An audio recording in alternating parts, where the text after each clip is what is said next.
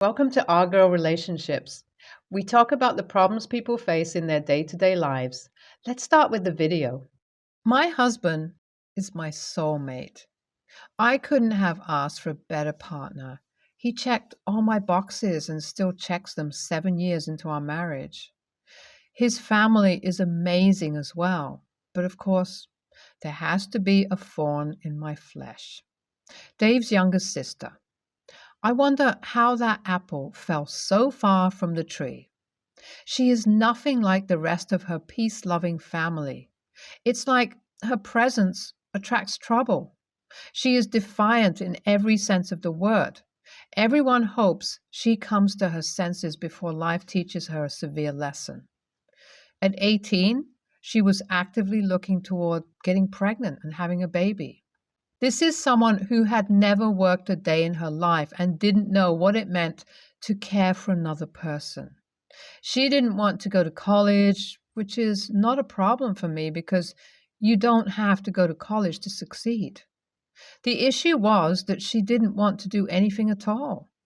She didn't want to work, but had a sense of entitlement to everyone's money as the baby of the house. At first, I thought she was kidding about wanting a baby, but it shocked us when she called us together to announce her pregnancy. She expected us to be so excited for her and got upset because we were not. I mean, how could we be? Who wanted to take care of a child and her child because that's precisely what she was? The next 9 months were hilarious. Of course, the guy who got her pregnant was not in the picture, and according to her, he is inconsequential. I hope she can explain that to her child when they ask questions. I wonder how someone can make so many mistakes all at once and call it living life at the moment. Her family has expressed their disapproval several times. That didn't do much to sway her from her ways. Her family is very wealthy, but I'm sure they were given a good upbringing because her other siblings turned out well. They are all responsible and doing well for themselves, except for her. 4 months into her pregnancy, she was already over it and was looking for the next thing to excite her. If only it registered in her brain that it was a lifetime commitment when the baby was out.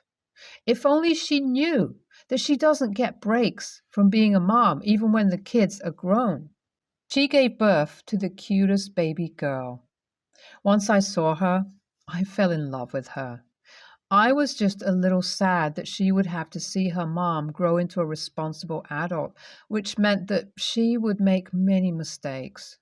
My heart went to the child, mainly because I had only one child and we had been trying for more. My job was very flexible and I didn't mind stepping in to care for Ariel when needed. My sister-in-law noticed that I enjoyed caring for her child, so when she was 6 months old, she started leaving her overnight. At first, it was very subtle, like, "Oh, I'm coming in really late. Can Ariel stay over to her?" Then we moved to dropping her off with me and not coming for her. It wasn't a problem for me, but I would have preferred if she was honest with me, though I doubt her pride would let her. We started taking her there when Ariel could go to the daycare because I grew busier at work. At that stage, Ariel needed constant attention and supervision. I would sometimes pick her up when my sister-in-law wasn't available or when she forgot her at daycare and someone called. On a fateful day, I was finishing work when someone called me to say that they had been trying to reach Ariel's mom but couldn't and asked if I was related and that I should come and pick her up. I was so upset because it was evening and Ariel should have been picked up hours ago. It was no longer fun, and I was tired of her irresponsibility. Because of traffic, I took her to my house instead of going to her mom's. Honestly, it just felt safer for Ariel because only God knows where her mom went.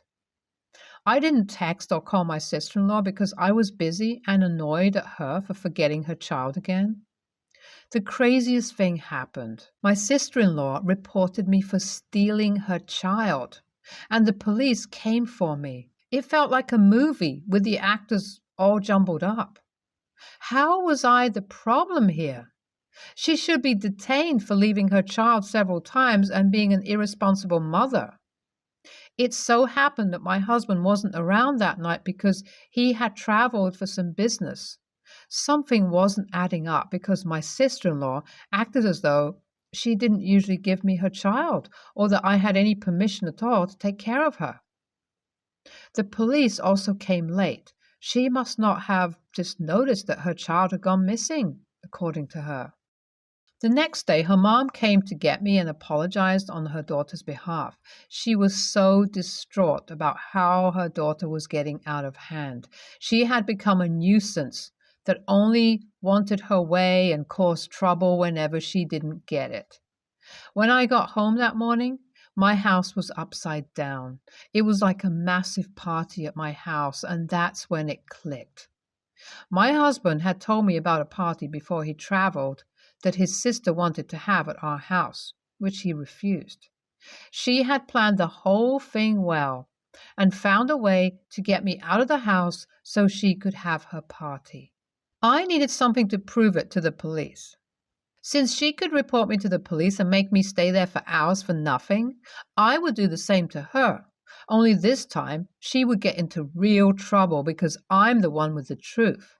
I checked our CCTV cameras, and all the evidence I needed was there. They had a good time in my house, and my sister-in-law kept bragging about how genius she was and that her master plan worked. She said she knew I would easily fall into her trap because I was obsessed with her child. She knew I would come for Ariel, and her plans were set in motion once I did. I reported to the police that there may have been a break-in or a party while I was gone. They came, and I made sure to show the evidence. The police picked her up, and now she is in more trouble because they would question her ability to care for her child. I know she didn't think this through, but I'm not going to keep encouraging her crazy behavior. So if something like her child being taken away would make her change, then so be it. Even though I know if that were to happen, I would step in to take Ariel because I love her so much, though I won't say this to anyone. As I suspected, the police got a social worker involved, and they don't think she can take care of Ariel after doing their independent investigations. My husband was upset at his sister. He couldn't believe she would pull that kind of stunt. This was real life and not a playroom. He was upset that I got detained even though it was for a few hours. He gave the police all the information they needed to vindicate me and implicate his sister. He was done covering up for her behavior and thought she needed to learn a lesson. Mother-in-law, on the other hand, wasn't happy with my husband and me. She said I could have been the bigger person and that my sister-in-law was just looking for some fun, so I could have indulged her. As far as I was concerned, mother-in-law wasn't making any sense. She reported me to the police and they detained me, for Christ's sakes. That goes into my records, even though I didn't do anything wrong.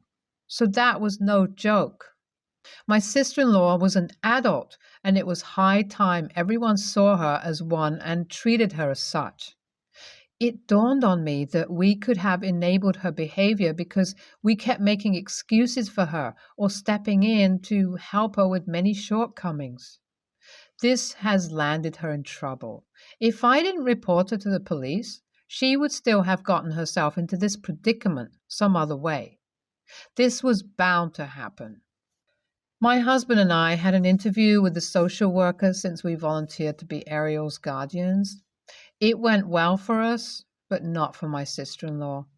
She didn't realize what she was doing and the mess she created because she wanted her way.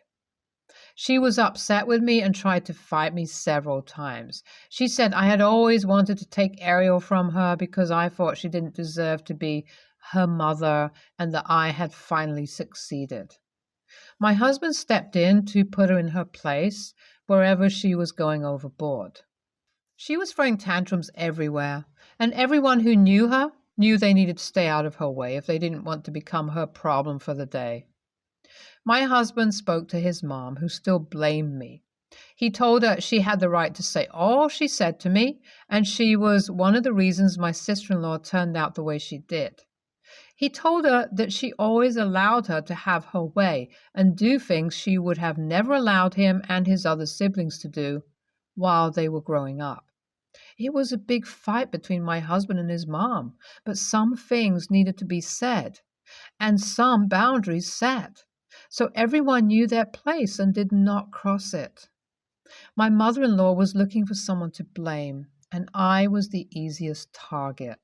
I do not feel bad for reporting my sister-in-law to the police. In fact, it serves her right.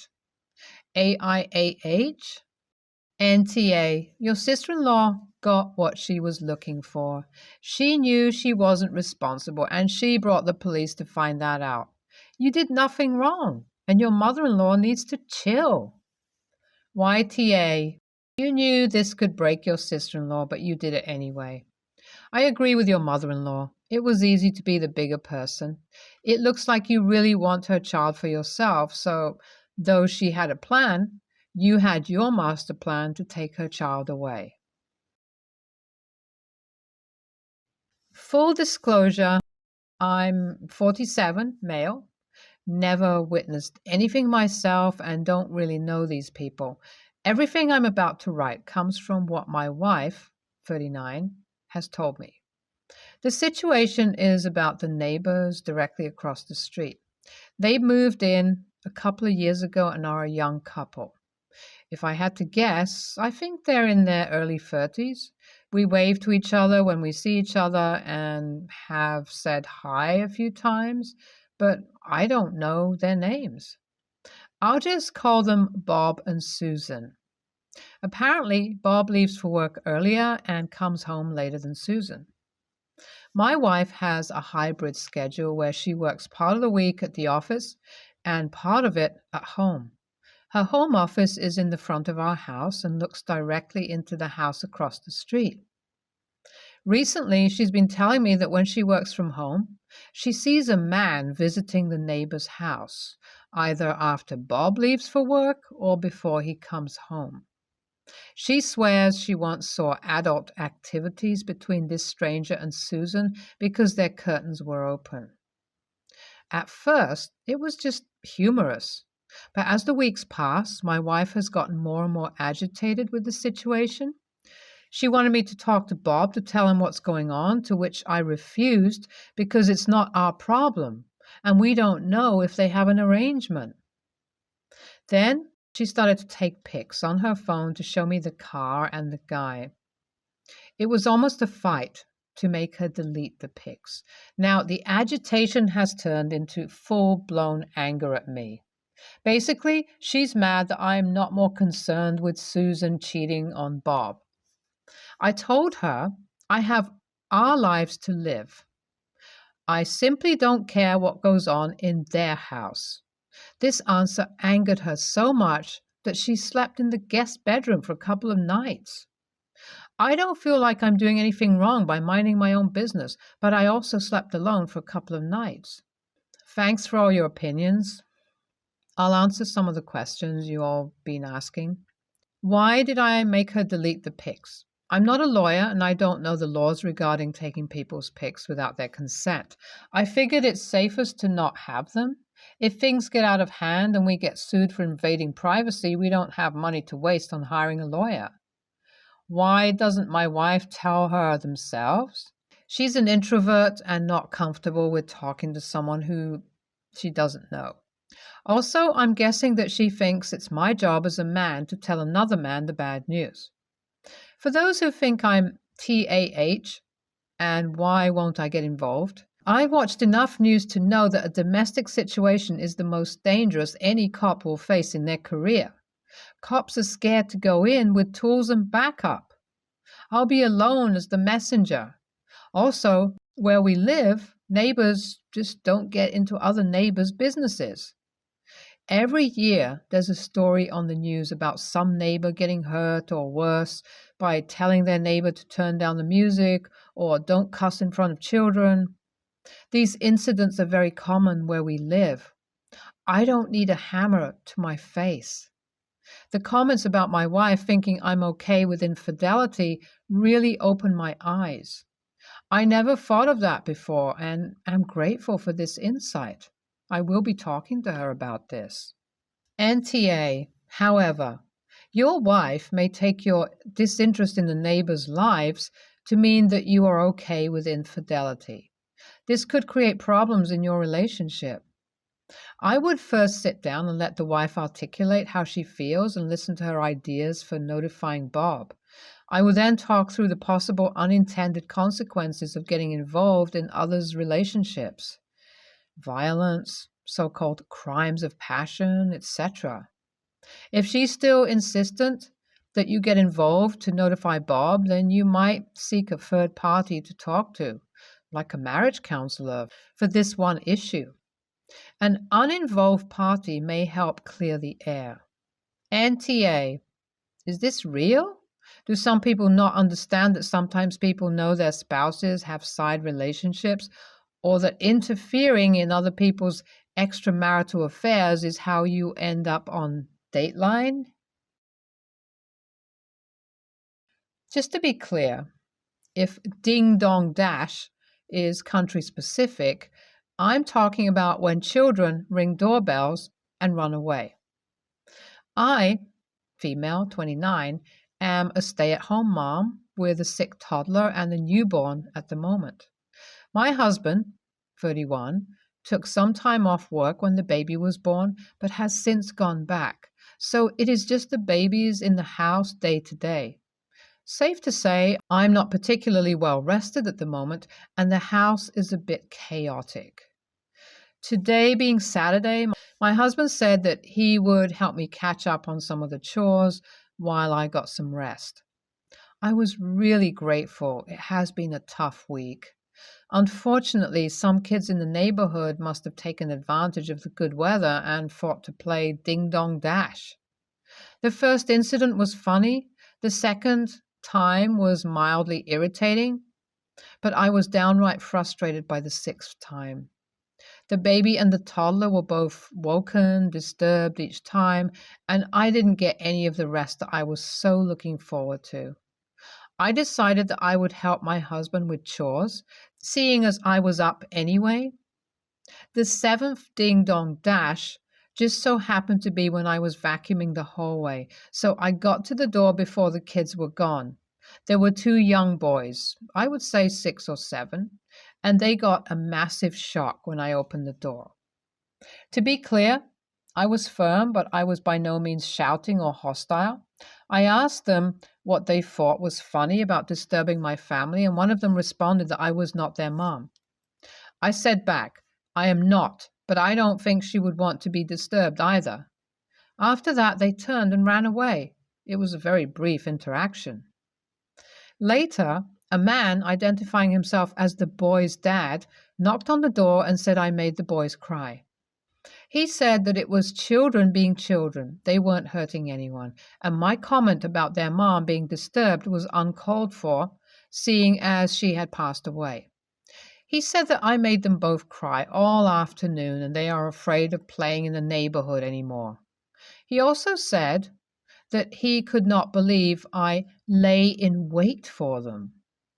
I explained that I was sick and tired of the doorbell going off, but he said that I should just disarm it if some ringing disturbs my family that much. I feel like I am entitled to a doorbell, but that I shouldn't have to deal with constant ringing. NTA, what was that monster of a man going on about? His brat child and his brat friends were harassing you? They should never have started with this game and cannot continue doing. He should be embarrassed and ashamed that he cannot manage his children. He's raising awful, rotten little brats. Clearly, that man is not playing with the full deck. He should have come around to apologize and ask the children to apologize as well. I'm sorry, but there is nothing silly and cute about kids harassing neighbors. DDD is not kids being kids. It's rude and disruptive. ID see that he's widowed and the kids have no mother. He's probably lying, but if he's not, there's a sign that he needs to man up and be a parent. Those kids need help. Letting them run around the neighborhood terrorizing people is doing them no favors. NTA, the father of the boys, is an AH.